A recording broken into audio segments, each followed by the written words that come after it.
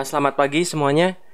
Jadi di video kali ini kita akan bahas satu saham yang cukup ramai diperbincangkan publik belakangan ini. Tapi sebelum itu silakan bagi ada. Jadi besok seperti biasa akan ada video list akumulasi, review akumulasi bandar, dan saya akan membuka sesi Q&A lagi. Jadi bagi Bapak Ibu yang punya pertanyaan apapun, bebas terkait apapun, terkait bandarmologi ataupun terserah, silakan tulis aja di kolom komentar di video ini.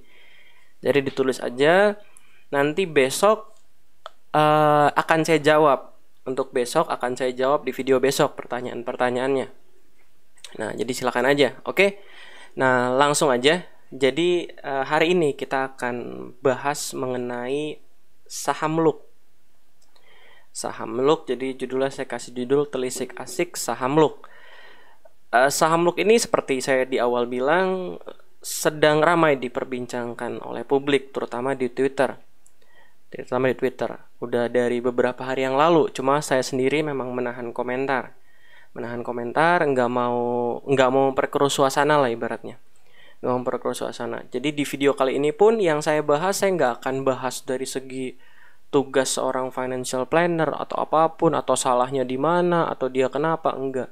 Jadi saya akan berkomentar, akan menganalisa dari dari bidang yang saya kuasai, dari hal yang saya sering ajarkan, dari konteks yang sering saya ucapkan di video-video sebelumnya, yaitu dari sudut pandang bandarmologi IPO tentunya. Dari sudut pandang bandarmologi dan sahamnya ya tentu saham IPO. LUK ini saham IPO. Jadi di sini saya nggak akan bahas fundamentalnya karena udah banyak yang bahas fundamentalnya. Silakan dicari aja di Instagram, ada di Instagramnya Livepel ya, kalau nggak salah itu ada. Lalu di beberapa Instagram akademisi pun ada bahas fundamentalnya LUK dan segala macam. Jadi saya nggak akan bahas fundamental lagi, apalagi teknikal, bingung apa yang mau dibahas. Jadi di sini saya akan bahas dari sudut pandang bandarmologi IPO. Oke. Nah, langsung aja. Jadi yang pertama, seperti yang sudah saya ajarkan sebelumnya di video bandarmologi IPO sebelum. Untuk analisa IPO itu ada dua, ada pre-IPO, ada pasca IPO. Pre-IPO itu analisa di primary marketnya, underwriternya siapa, komitmennya apa, yang pasti biasanya full komitmen, lalu ya underwriternya pegang berapa banyak, retailnya dapat banyak atau enggak. Jadi itu inti-intinya dari pre-IPO analysis. Lengkapnya silahkan lihat mungkin di dua video sebelum ini. Nah, ini adalah detail IPO dari LUK. Jadi dalam sebuah prospektus, detail paling penting itu adalah di bagian ini, di bagian penjamin emisi efek. Dari sini kita dapat beberapa informasi. Informasinya apa? Penjamin pelaksana emisi sahamnya atau lead underwriter kita nyebutnya itu adalah Philips Sekuritas atau broker KK dengan jumlah saham 131 juta lembar saham dengan total amount 37,4 miliar. Sementara sisanya ada Universal Broker atau kodenya TF kalau saya nggak salah, Arta Sekuritas kodenya SH, Panin Sekuritas GR, Sinhan itu AN, RDK Elite itu AO. Jadi lainnya dapat banyak, cuma kecil-kecil banget, cuma 7 juta, value 7 juta, 300 juta. Yang paling gede kedua adalah UB, Universal Broker atau broker TF, 6,2 miliar. Nah, total IPO shares, total saham yang ditawarkan ke publik itu ada 154 juta lembar saham. Dengan IPO amount itu 44 miliar. Artinya apa? Artinya perusahaan dapat dana segar 44 miliar. Sementara karena ini full komitmen, maka lead underwriter dalam hal ini Philips Sekuritas itu harus serap semua barangnya. Ya. Silakan baca aja teorinya.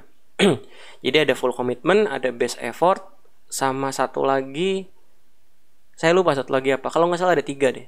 Full commitment, best effort. Cuma yang paling sering itu full commitment. Full commitment artinya underwriter ya siap serap semua barangnya kalau barangnya nggak laku. Jadi emiten nggak nanggung resiko apapun. Bukan nggak nanggung resiko apapun, tapi tidak menanggung resiko jika barangnya nggak laku. Itu tugas underwriter. Rata-rata di Indonesia semua IPO-nya seperti itu. Ya, tapi semua mungkin bisa dinego-nego lah. Cuma saya seperti itu, oke? IPO-nya 28 November 2018. Dan semua ini 154 juta lembar saham ini itu nggak boleh dipegang oleh hanya beberapa pihak. Nggak boleh pegang hanya beberapa pihak. Jadi nanti itulah kenapa alasannya kalau misalkan kita IPO kita cuma dapat satu lot, dua lot kadang. Jadi pesannya berapa dapat satu lot, pesannya berapa dapat dua lot. Kenapa? Ya karena itu hanya untuk memenuhi kuota. Bukan kuota tapi persyaratan pemegang saham. Pemegang sahamnya harus berapa orang? Harus berapa ratus orang? Saya agak lupa. Papan pengembangan, papan utama dan lain-lain. Jadi ada aturannya. Nah, untuk pre-IPO ini kita nggak bisa, yang pasti kita tahu yang bisa dianalisa dari pre-IPO ini, IPO ini masuk dalam kategori medium. Karena amount-nya 44 miliar, total lotnya 1,5 juta lot atau 154 juta lembar saham, underwriter-nya kakak, broker retail, tapi dari history database saya belum nemu lagi saham yang lead underwriter-nya itu kakak. Karena kebanyakan 2018 itu lead underwriter-nya adalah AI, kadang XA, lalu II, IN, Investindo. Jadi jarang banget saya nemu lead underwriter-nya kakak. Bukan jarang, tapi memang nggak ada rasanya 2018 ke bawah. Jadi saya nggak bisa baca untuk kinerja, bukan kinerja, tapi performance sebelumnya itu seperti apa. Tapi dari IPO amount dan IPO shares ini dikategorikan masuk medium IPO 40 miliar. Medium ya kalau saya nggak salah 40 miliar. Nah, selanjutnya adalah pasca IPO. Jadi karena di pre-IPO-nya susah untuk dianalisa, tidak menggambarkan apapun. Selanjutnya kita lihat di pasca IPO. Pasca IPO adalah ketika sahamnya sudah ditransaksikan publik, sudah ditransaksikan di pasar reguler, di market reguler. Oke, sudah ditransaksikan di market reguler. Nah, kita lihat gimana. Nah, ini adalah harga saham Look dari awal IPO sampai 24 Juli 2020. Ya, ini mah udah turun. Saya nggak akan bilang karena ini turun, karena ini turun. Enggak, ya emang udah turun. Cuma kita akan belajar dari penurunan ini, hal apa saja yang bisa kita pelajari dan hal apa saja yang bisa, ya intinya yang bisa kita jadikan pelajaran lah. Oke. Nah, kalau Bapak Ibu udah ikut lama di channel ini, oke. Kalau Bapak Ibu udah ikut lama di channel ini, ketika Bapak Ibu lihat harga yang datar seperti ini, itu udah tahu, udah bukan data tapi udah punya perkiraan ini saham apa. Ya kan? Jadi potensi apa? Potensi repo. Ketika saham volumenya di maintenance, harganya di maintenance, itu biasanya saham repo.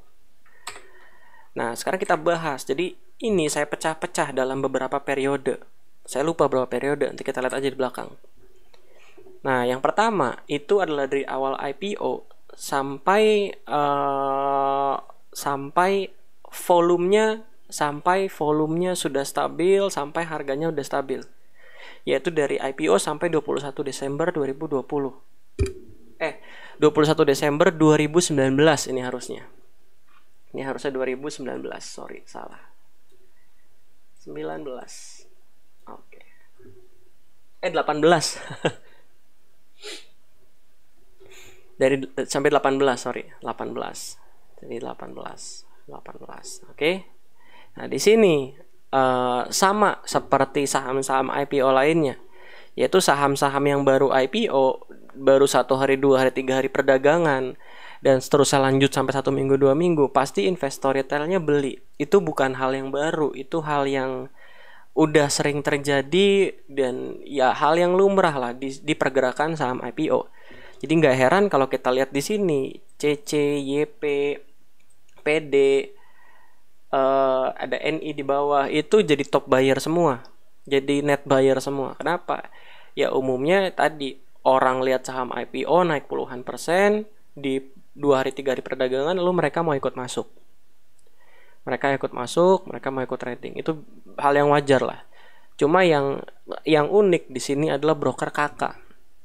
Broker kakaknya beli 8 netbuy 8 bio atau 8 miliar. Netbuy 8 miliar dan yang ngejual adalah broker TF, AD, SH, FM, LS dan seterusnya. TF itu apa? TF itu universal broker. Dan universal broker kita tahu tadi dapat jatah kedua paling banyak. Ya kan? Jadi jangan heran kalau TF itu jualan. Selanjutnya ada AD. AD itu apa? OSO. OSO kenapa bisa jualan? Padahal dia bukan underwriter. Ya bisa aja. Siapa tahu dia ikut penawaran umum. Ikut penawaran umum dapat barang. Seperti itu. Intinya kalau ditarik dari awal IPO, pihak yang bisa mengeluarkan barang atau pihak yang bisa jual barang itu adalah pihak yang dapat barang di pasar primer. Kurang lebih kayak gitu. Nah, dari sini kita lihat kakaknya udah aneh, beli 8 miliar, biasanya dipimpin oleh YPPD untuk saham-saham IPO, tapi kali ini kakak 8 miliar. Dan kalau kita rubah ke value, ternyata kakaknya sendiri jualan. Jadi sebenarnya kakaknya sendiri udah jualan dan ini net buy 20 bio. Jadi kakaknya bukan net buy tapi kakaknya sendiri tuh beli 20 miliar. Jadi sepanjang ini kakaknya beli 20 miliar. Nah, sepanjang ini kakaknya beli 20 miliar. Nah, hal ini umumnya bagus. Hal ini umumnya bagus. Kenapa? Dulu saya pernah ngajar kelas bandarmologi IPO. Saya selalu bilang, kalau ada underwriter buyback sahamnya di market reguler, itu indikasi yang bagus. Contohnya saham apa? Saham Clay. Sahamnya udah turun. Nah, ini saham Clay, ini saham repo juga. Ini saham Clay. Nah, di sini kalau kita mau tarik broker summary-nya itu underwriter-nya buyback. Di sini underwriter-nya buyback, underwriter-nya beli barang lagi. Silakan dicek aja. Makanya dulu waktu di kelas bandarmologi IPO dulu, saya sempat bilang saham ini menarik. Kenapa? Karena underwriter-nya beli barangnya lagi. Belanja barangnya lagi. Selain itu ada apa? Ada TCPI. TCPI juga dulu sama. Di sini underwriter-nya tuh beli barangnya lagi. Belum yang akhirnya jatuh sekarang. Ini saham repo lagi. Oke. Nah, jadi itu periode pertama. Selanjutnya periode kedua, waktu masa sideways-nya itu seperti apa? Nah, periode kedua, waktu masa sideways di masa kekosongan, itu kalau kita lihat kakaknya netnya itu jualan, tapi jualannya kecil. Ada broker AZ yang beli, TF yang beli, YSJ yang beli, YP dan lain-lain. Jadi biasanya di masa kekosongan ini umumnya saham IPO di masa kekosongan ini bandarnya mesti retail. Bandarnya mesti retail. Jadi kalau kita lihat di value-nya ya kelihatan PD-nya mulai keluar, CC-nya keluar. Jadi retailnya mulai keluar sedikit-sedikit. Cuma kakaknya belum. Dan kalau kita lihat kakaknya net buy lagi, ada beli lagi, buy value lagi. Nah, kenapa kakaknya saya mention terus? Karena nanti di akhir kita akan tahu betapa anehnya broker summary dari saham Look ini. Oke?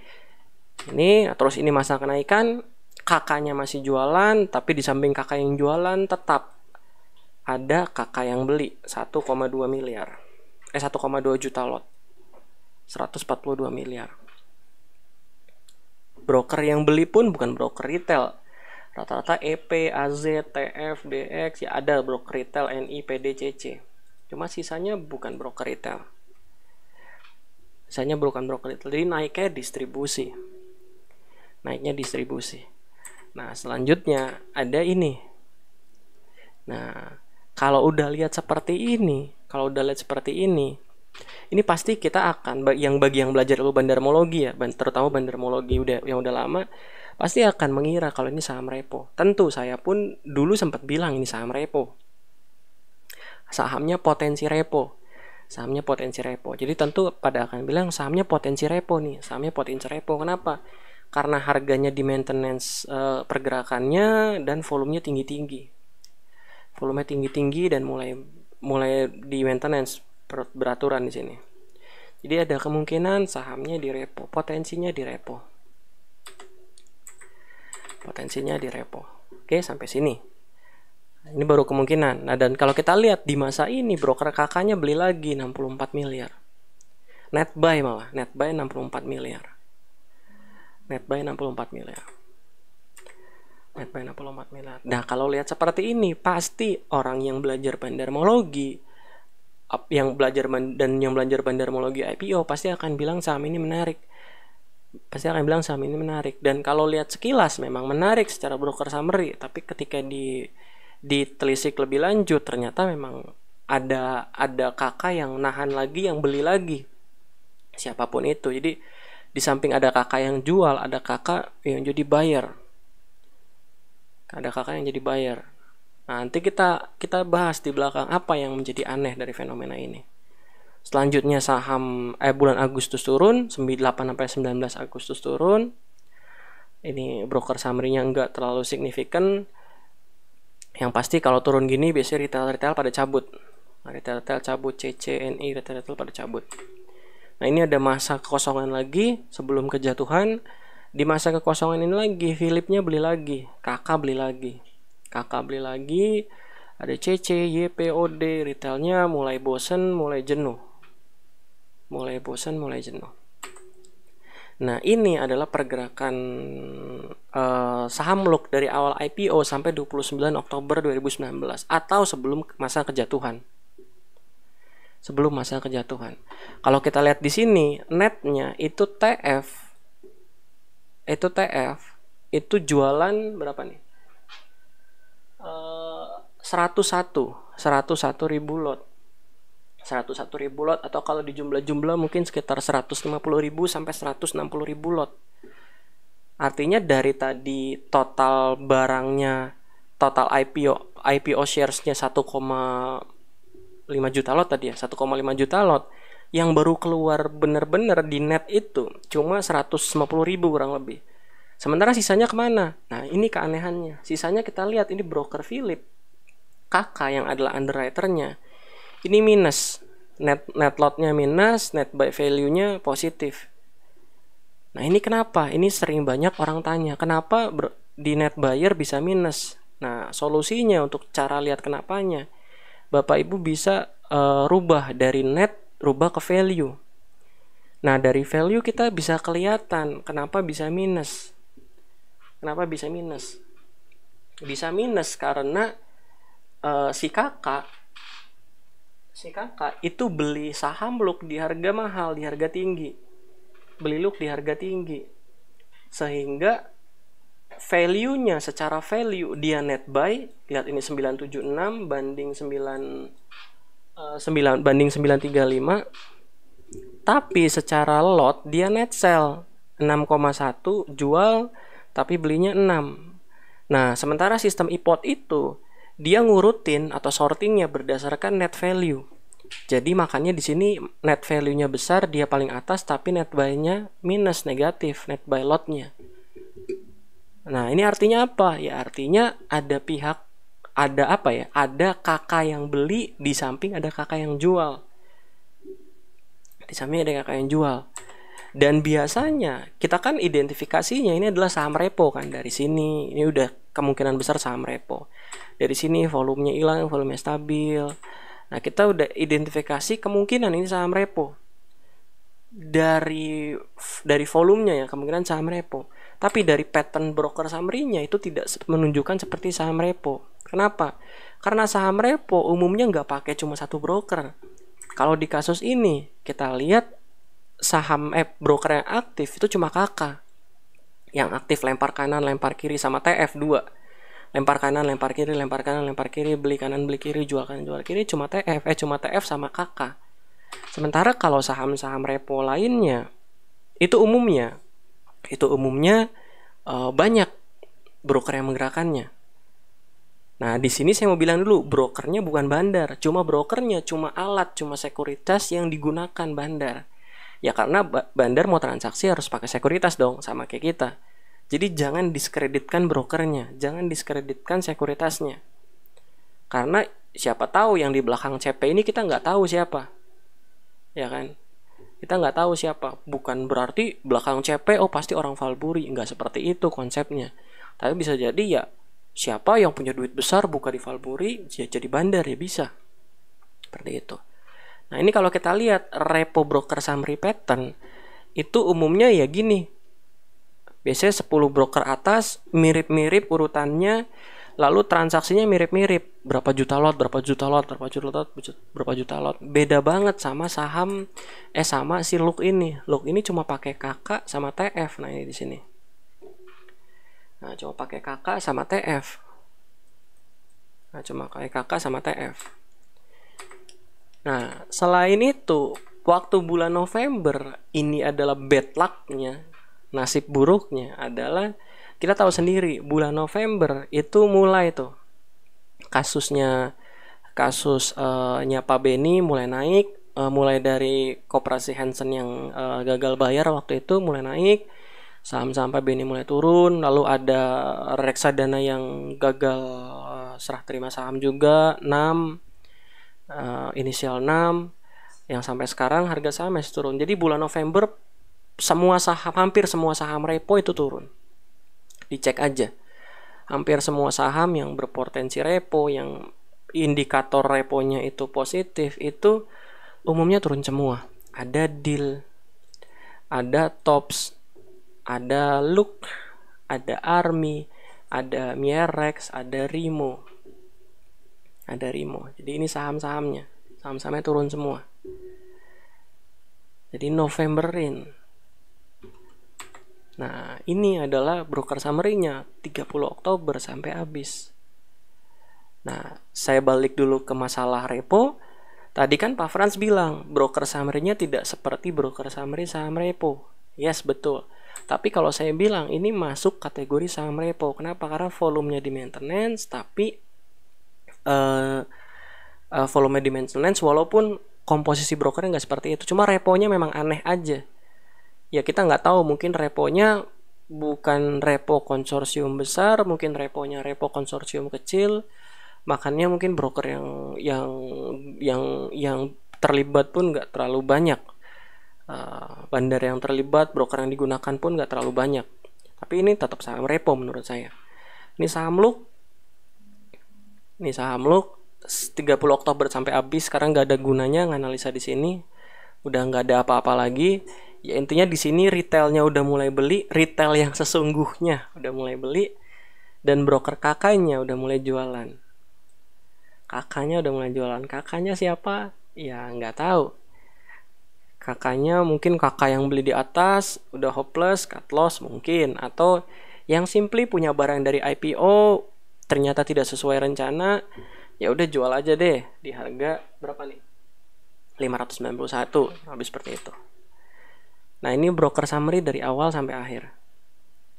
Dari awal sampai akhir. Di akhir kita cuma lihat broker TF 171, broker AD 30.000, broker NI, dan seterusnya. Jadi di akhir kita cuma lihat broker-broker ini. Cuma lihat broker-broker ini. Dan kalau kita lihat, jadi tadi di awal,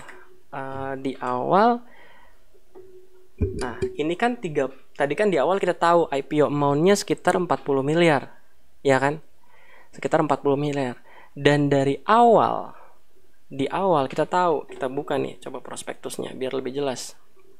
Nah, di awal kita tahu IPO amount-nya itu 44 miliar. Betul? IPO amount-nya 44 miliar. IPO amount 44 miliar, dan kalau kita lihat di sini, itu kalau di total itu udah lebih dari 44 miliar semua netnya. Artinya apa? Ya artinya bandarnya udah untung. Dan yang menarik adalah bandarnya udah untung hanya dengan berapa lot nih? Coba kita jumlahin aja.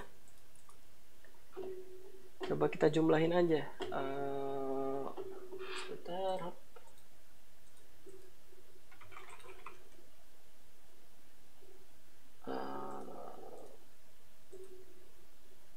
charts lock the broker. Oke, sebentar kita coba chart.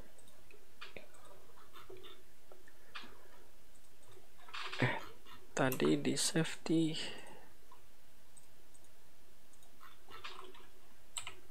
hilang. Nah, sebentar, jadi kita lihat hanya dengan berapa lot si Look ini bisa untung.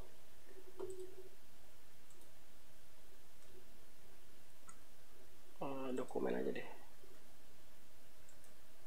Oke.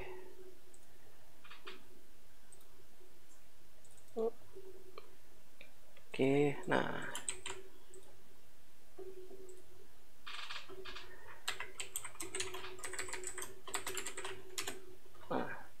Hanya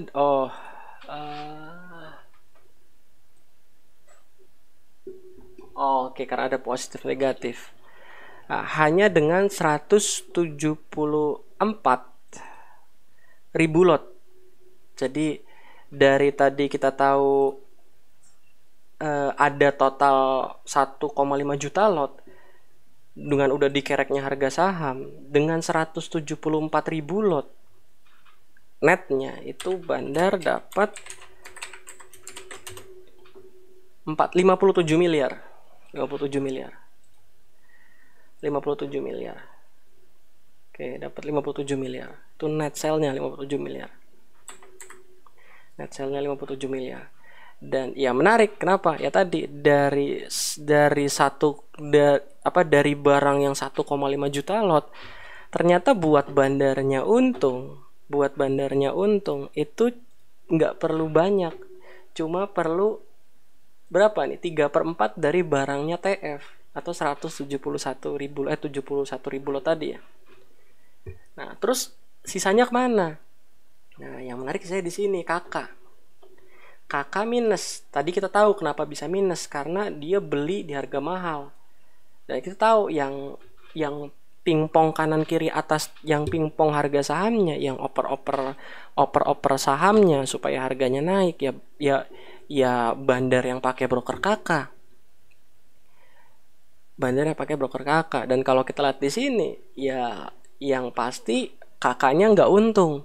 Dan kalau pakai hitungan apapun kakaknya nggak untung. Dan kalau kita lihat di sini, ya kita lihat di bawah nih, kakaknya 9,2. Nah, kakaknya di sini 9,2 juta lot, lalu buy value-nya 1,1 triliun, jualnya 9,5, 1,13 triliun. Jadi kakaknya yang aktif pingpong. Nah, ini ada yang aneh. Nih, kenapa saya dari awal bahas kakaknya ada yang aneh. Anehnya kenapa? Ini adalah pola umum pergerakan saham IPO yang didistribusi bandar. Jadi saham-saham IPO yang bandarnya memang niat keluar di masa IPO, di masa pasca IPO, itu umumnya broker summary-nya kayak gini. Paling gampang diidentifikasi itu retailnya. Biasanya retailnya kompak. YP, CC, NI, PD, KK. Lalu YP, CC, PD, NI, KK. Lalu ini CC, YP, PD, ada TF, ada NI, ada KK juga di bawah. Jadi umumnya pola-pola saham IPO itu seperti ini. Biasanya dipimpin sama YP, kalau nggak YP, PD. Dua inilah YP, PD. Dan biasanya netnya itu besar. Nah, ini yang paling penting, net lotnya itu besar. Net lotnya itu sesuai, net lotnya sesuai, net value-nya itu juga sesuai sama IPO amount-nya. Coba dicek aja, ada Heli, ada Jaya, ada Truk, ada apa lagi ya? Ada SWAT, ada saya lupa ada apa lagi. Ada banyak saham-saham IPO 2018 yang polanya seperti ini. Nah, cuma saham Look ini beda sendiri. Bedanya apa? Di saat bandar lain harus jualan banyak lot, berjuta-juta lot, dengan sabar, dengan pola pergerakan harga yang mungkin menari-nari, tapi saham Look itu broker summary-nya cukup 170, tadi 170 berapa? 174 ya. Cukup 174.000 lot aja. 174.000 lot aja. Ya broker summary seperti ini. Cukup 174.000 lot aja. Jadi ini hal yang aneh, karena kalau ngereknya pakai kakak, anggaplah ini kakaknya punya bandar juga, kakaknya akun bandar juga. Kalau dihitung-hitung justru masih rugi. Kenapa? Karena kakaknya kan ada modal beli, ya kan? Ada modal beli. Nah, kecuali kakaknya bukan kakaknya bandar, mungkin kakaknya retail yang nggak tahu apa-apa, secara kompak retail yang nggak tahu apa-apa secara kompak mungkin beli sahamnya rame-rame sehingga nilainya melebihi pembelian investor retail lainnya, dan secara kebetulan selalu makan hajar kanan barang kakak lainnya, ya nggak tahu. Nah, itu mungkin otorisasinya bursa, OJK atau KSEI buat identifikasi kira-kira siapa tuh yang jualan terus kakaknya dan siapa kakak yang makan kanan. Nah, mungkin kalau OJK atau bursa bisa nyelidikin hal ini, mungkin ini akan jadi sesuatu yang menarik nih. Nah, ini update-nya. Ini yang tadi sama ya, cuma modal 171 dapat 44 miliar. Dapat 57 miliar tadi ya, dapat 57 miliar. 57 miliar ya, secara bandarmologi IPO apakah bandarnya sudah untung? Kalau dengan menganggap kakak yang beli itu bukan afiliasi bandar, itu udah untung. Tapi kalau kakaknya afiliasi bandar, itu belum untung. Dan kakaknya harus keluar lagi. Kalau kakaknya bandar. Kalau kita lihat retail lainnya udah mulai kompak beli, udah mulai terjebak. CC, PD, YP, ini retailnya udah kena semua. Nah, retail CC, YP, PD kenanya di mana? Di masa ini. Nah, CC, YP, PD kenanya di masa-masa ini. CC, YP, PD lainnya kena di masa-masa ini. Bahkan di pertengahan Desember, rasanya saya sempat buat video.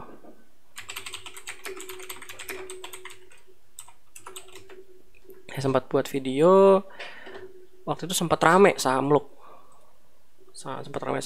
Sebentar. Saya tunjukin. Nah, waktu itu saya sempat buat video ini. 5 Desember 2019 saham Luk digoreng bandar. Waktu itu saham Luk lagi rame-ramenya di 500-600. Nah, lagi rame-rame 500-600, terus saya bahas, saya bilang ini saham nggak menarik dan hati-hati aja. Nah, ini kita lihat. Nah, ini dari antriannya penuh. Udah dicabut semua antriannya. Kita lihat, nah dicabut semua, hilang. Jadi silakan ditonton aja lah videonya. Nah, ini buat saham Luk. Nah, terus pertanyaannya adalah what next saham Luk? Gimana saham Luk selanjutnya? Nah, di sini saya nggak akan bahas secara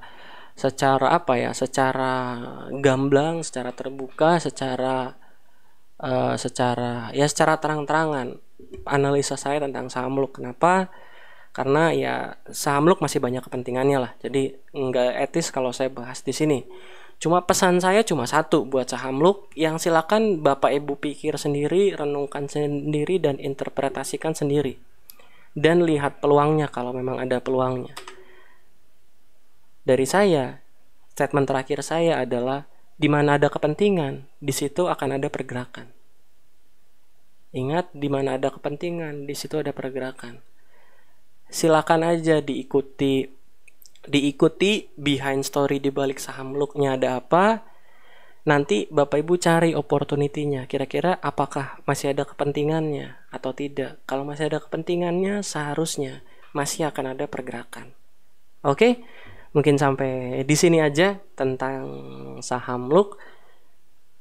Semoga bermanfaat, dan saya turut bersimpati buat Bapak Ibu yang mungkin pada beli saham ini.